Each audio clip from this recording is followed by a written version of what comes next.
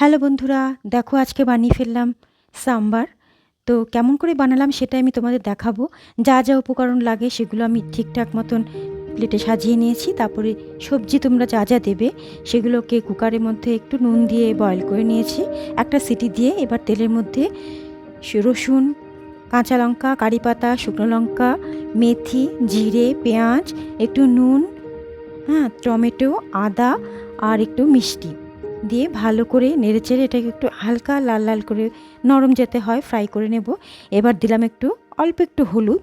এবার দিয়ে দেব নেড়েচেড়ে সবজি সেদ্ধটা আর সেদ্ধ ডালটা, অরহর ডাল সেদ্ধ। এবার এটাকে ভালো করে একটু ফুটতে দেব। তারপরে দেব আমি সাম্বার মশলাটা যেটুকু দরকার, তারপরে তেঁতুলের পাল্প ভালো করে ছেঁকে দিয়ে দিলাম। এবার একে দেবো ফুটতে। দেখো কি সুন্দর হয়েছে দেখতে, খেতেও ভীষণ ভালো হয়ে গিয়েছিল। দারুণ টেস্টি খাবার, এটা একটা সাউথ ইন্ডিয়ান স্পেশাল ডাল। আশা করি তোমাদের ভালো লেগেছে।